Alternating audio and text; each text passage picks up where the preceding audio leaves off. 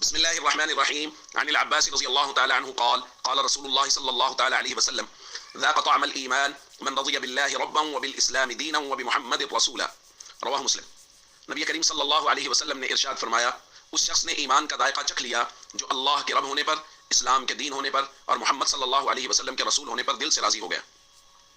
دوستو، ہم بات کر رہے ہیں ایمان اور اسلام کے متعلق، اور نبی پاک صلی اللہ علیہ وسلم فرما رہے ہیں کہ اس شخص نے ایمان کا ذائقہ چکھا ہے جو تین چیزوں پر دل سے راضی ہو گیا: اللہ کے رب ہونے پر راضی ہو جائے، اسلام کے دین ہونے پر راضی ہو جائے اور محمد صلی اللہ علیہ وسلم کے رسول ہونے پر راضی ہو جائے۔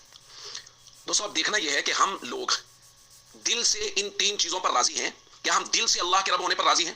اگر کوئی شخص دل سے اللہ کے رب ہونے پر راضی ہے تو وہ چاہے آسانی کے حالات میں ہو، چاہے مشکل حالات میں ہو، چاہے اس پر آزمائش، مصیبت، مالی پریشانی، بیماری، کسی بھی طرح کی آزمائش ہو، وہ اس پر صبر کرتا اور سمجھتا ہے کہ یہ اللہ ہی کی جانب سے اور اللہ ہی نکلنے کا راستہ پیدا فرمائیں گے۔ ناشکری کے کلمات نہیں بولتا، مایوس نہیں ہوتا۔ جبکہ ہمارے معاشرے میں کیا ہو رہا ہے، کسی پر کوئی آزمائش آ جائے وہ کہتا ہے ہمارے گھر ملا تھا، ہمارے گھر میں مصیبتیں آتی ہیں، ہم ہی تکلیفیں جھیلتے ہیں۔ تو یہ سارے ناشکری کے کلمات ہیں۔ اس کا مطلب یہ ہے کہ جو شخص ناشکری کے کلمات بول رہا ہے وہ اللہ کے رب ہونے پر دل سے راضی نہیں ہے، اسلام کے دین ہونے پر دل سے راضی ہیں۔ اگر ہم اسلام کے دین ہونے پر دل سے راضی ہوں تو پھر دیکھا یہ جائے گا کہ یہ شخص فرائض اور ارکان اسلام کی پابندی کر رہا ہے۔ جو چیزیں اسلام نے ذمہ لگائی ہیں ان چیزوں کی پوری پاسداری اور پابندی ہو رہی ہے۔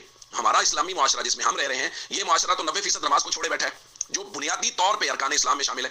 تو پھر ہم دل سے کیسے اسلام کے دین ہونے پر راضی ہیں اور محمد صلی اللہ علیہ وسلم کے رسول ہونے پر راضی ہو جائے؟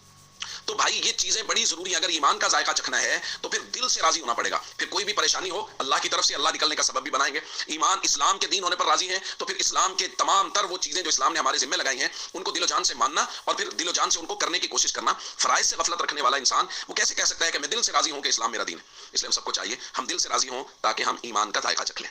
السلام علیکم ورحمۃ اللہ وبرکاتہ۔